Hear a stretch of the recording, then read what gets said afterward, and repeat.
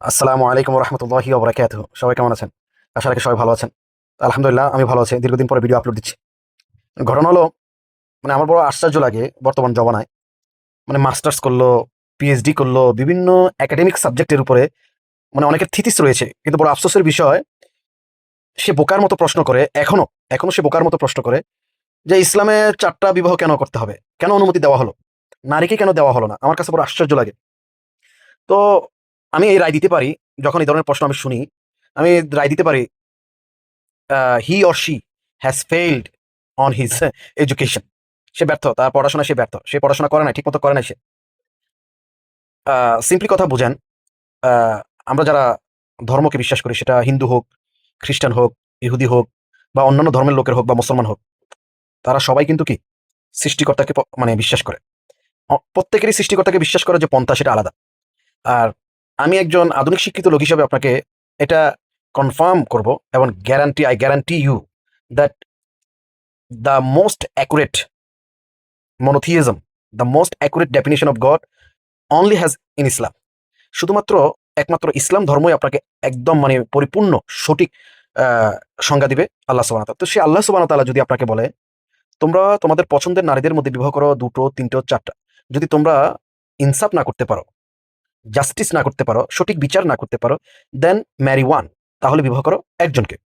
পৃথিবীর আর কোনো ধর্মগ্রন্থ নাই পৃথিবীর বুকে যে ধর্মগ্রন্থে বলা হচ্ছে তোমরা বিবাহ করো একটা। পৃথিবীর কোনো ধর্ম, সেটা আপনি মহাভারত বলেন, রামায়ণ বলেন, মনুস্মৃতি বলেন, গীতা বলেন, আহ, মানে বেদ বলেন, যজুর্বেদ, সামবেদ, অথর্ববেদ, ঋগ্বেদ, তারপর আপনি তালমুদ বলেন, তারপরে ওল্ড টেস্টামেন্ট বলেন, নিউ টেস্টামেন্ট বলেন, বাইবেল বলেন, পৃথিবীর কোনো ধর্মগ্রন্থ নাই যেখানে বলা হচ্ছে একটা বিবাহ করো।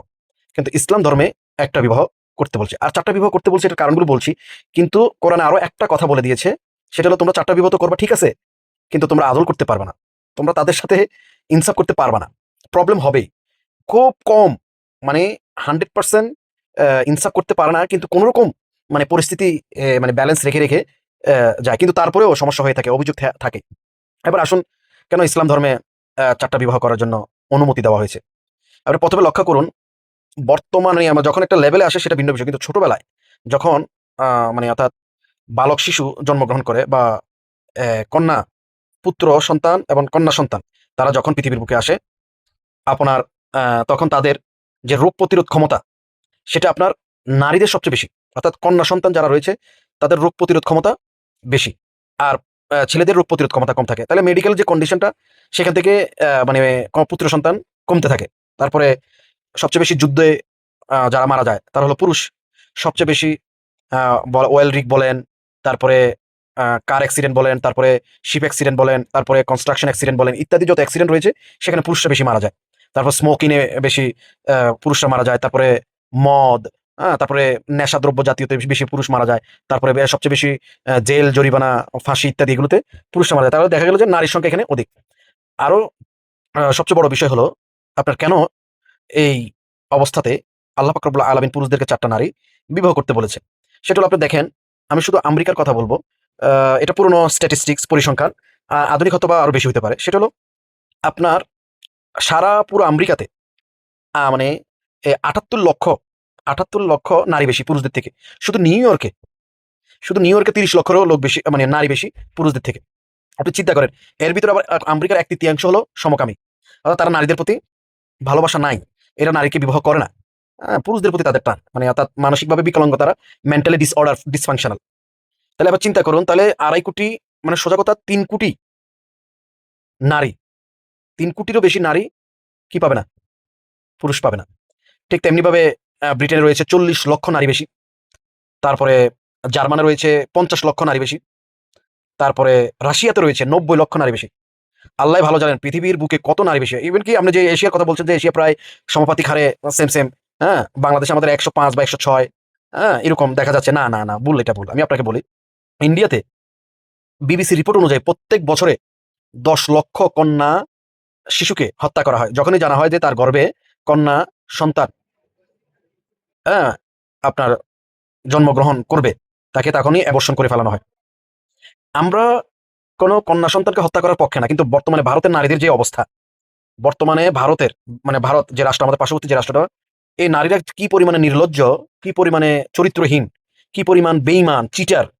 হ্যাঁ, এই হিসেবে আমার তো মনে হয় আগের আগের ভারতীয়রা ভালো সিদ্ধান্ত নিয়েছিল, সঠিক সিদ্ধান্ত নিয়েছিল, ওই মানে না কন্যা সন্তানকে মেরে ফেলার। ও আল্লাহ, আমরা চাই না। কিন্তু বর্তমানে নারীদের যে অবস্থা দেখা যাচ্ছে, সেই অনুযায়ী ওই সিদ্ধান্তটা কেন জানি মনে হয় যেন সঠিক ছিল। কিন্তু ইসলামিক দৃষ্টিকোণ থেকে এটা সঠিক নয়। এবার আসুন আমি আপনাকে একটা উদাহরণ দিই। সেটা হলো, এই, এখন আমেরিকাতে মনে করেন আপনার বোন অথবা আমার বোন, মনে করেন আমার বোন রয়েছে। এখন ৩ কোটি নারীর ভিতরে আমার বোন, ৩ কোটি নারীর ভিতরে আমার বোন পড়ে গেছে। কারণ ওই মানসিক যে মেন্টালি ডিসঅর্ডার রয়েছে, তারা তো বিবাহ করবে না, তারা তো হোমোসেক্সুয়াল। হ্যাঁ, তারা লুত জাতির, লুত মানে আমলের লোক। তো এখন আমার বোনকে কি হতে হবে? পাবলিক প্রপার্টি হতে হবে, অথবা যে বিবাহ করেছে তার দ্বিতীয় বা তৃতীয় বা চতুর্থ স্ত্রী হতে হবে। তো যে নারীরা আত্মমান সম্মান বোধে রয়েছে, যে নারীদের চরিত্র রয়েছে, যে নারীরা সৎ, তারা অবশ্যই অবশ্যই কি করবে?